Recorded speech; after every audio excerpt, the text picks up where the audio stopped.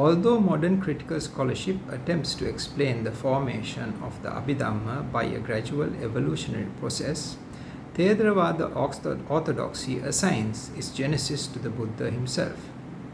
According to the great commentary Maha Atthakatha, quoted by Acharya Buddhaghosa, what is known as Abhidhamma is not the province nor the sphere of a disciple. It is the province, the sphere of the Buddhas. The commentarial tradition holds, moreover, that it was not merely the spirit of Abhidhamma, but the latter as well, that was already realized and expounded by the Buddha during his lifetime. The Atta Salini relates that in the 4th week after enlightenment, while the Blessed One was still dwelling in the vicinity of the Bodhi tree, he sat in a jewel house, Ratanagara, in the northwest direction. This jewel house was not literally a house made of precious stones, but was the place where he contemplated the 7 books of Abhidhamma Pitaka. He contemplated their contents in turn, beginning with the Dhamma Sangani. But while investigating the first 6 books, his body did not emit rays. However, upon coming to the Patthana, when he began to contemplate the 24 universal conditional relations of root, object, and so on, his omniscience certainly found its opportunity therein. For as the great fish Timira Pingala finds room only in the great ocean, 84,000 yojanas in depth, so his omniscience truly finds room only in the great book.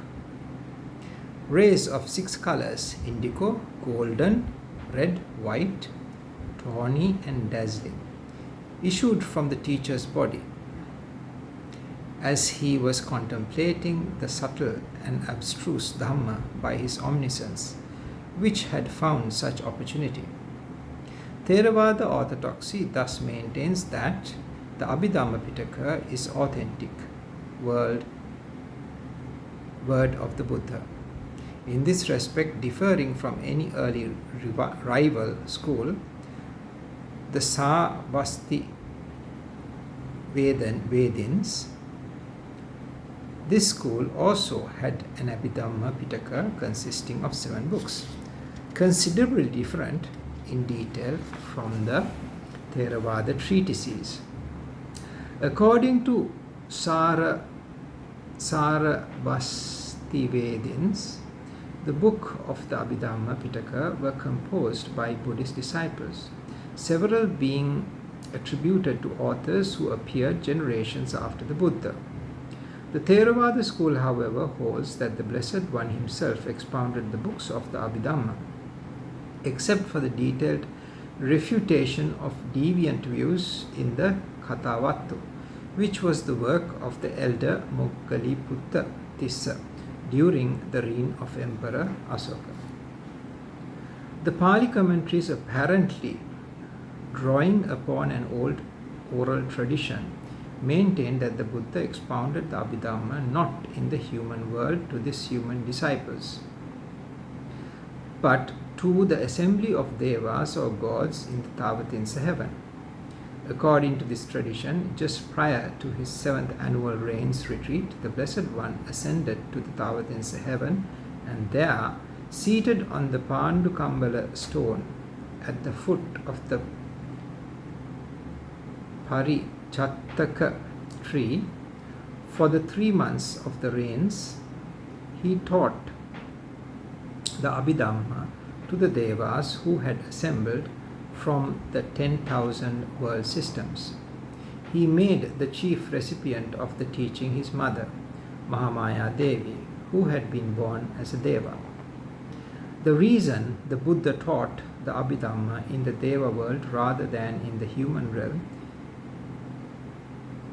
it is said, is because in order to give a complete picture of the Abhidhamma, it has to be expounded from the beginning to the end to the same audience in a single session.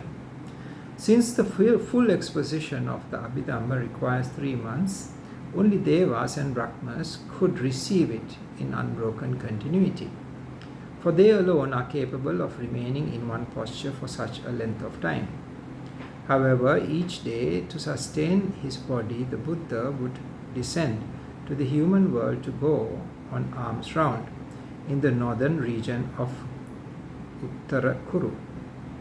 After collecting alms food, he went to the shore of Anotatta lake to partake of his meal. The elder Sariputta, general of the Dhamma, would meet the Buddha there and receive a synopsis of the teaching given that day in the Deva world. Then to him the teacher gave the method, saying, Sariputta, so much doctrine has been shown. Thus, the giving of the method was to the chief disciple, who was endowed with analytical knowledge, as though the Buddha stood on the edge of shore and pointed out the ocean with his open hand. To the elder also the doctrine taught by the Blessed One in hundreds and thousands of methods became very clear.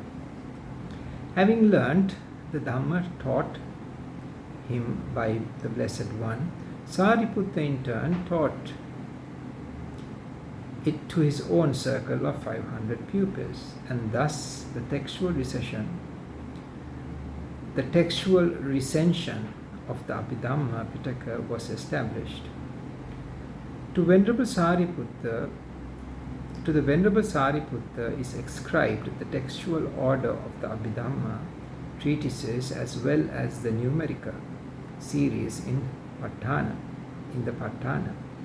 Perhaps we should see in these admissions of the Atta Salini an implicit acknowledgement that while the philosophical vision of the Abhidhamma and its basic architecture originate from the Buddha, the actual working out of the details and perhaps even the prototypes of the texts themselves are to be ascribed to the illustrations, to the illustrious chief disciple and his entourage of students. In other early Buddhist schools too, the Abhidhamma is closely connected with the Venerable Sariputta, who in some traditions is regarded as the literal author of Abhidhamma treatises.